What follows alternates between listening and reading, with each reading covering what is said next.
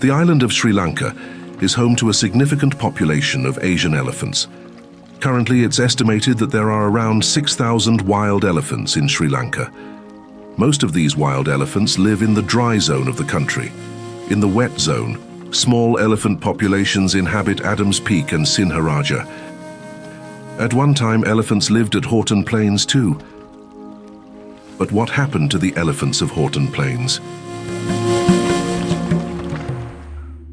Probably the last person to give a detailed record of elephants at Horton Plains was German scientist Ernest Heckle. Heckle visited Horton Plains in the 1880s and was the first to illustrate the landscape of the plains. These are some of his paintings. Interestingly, Heckle claimed that the elephants of Horton Plains would eat their way through the scrubs of the forest, marching one after another, thereby leaving an open trail behind them.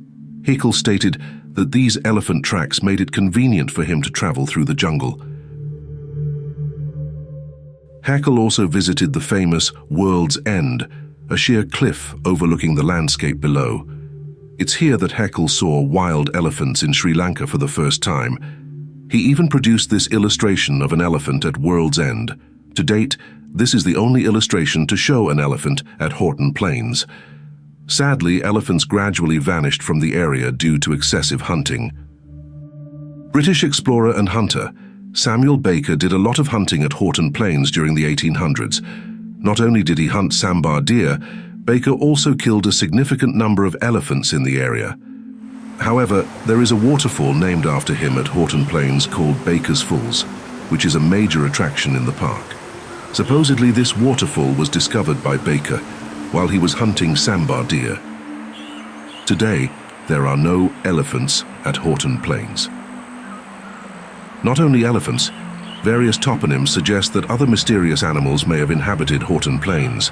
For instance, there's a grass species that grows in these highlands called Gawara mana, which suggests a particular animal may have once roamed these plains.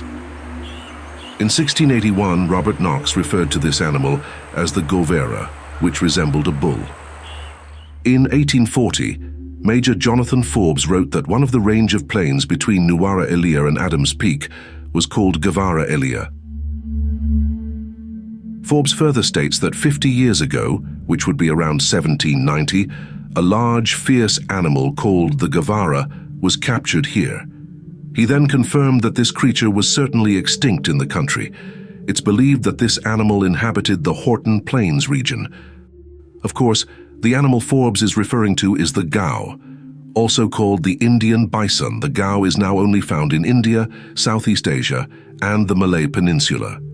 So, what happened to the gao in Sri Lanka? It's believed that hunting and deforestation in the hill country for tea cultivation caused the extinction of the gao.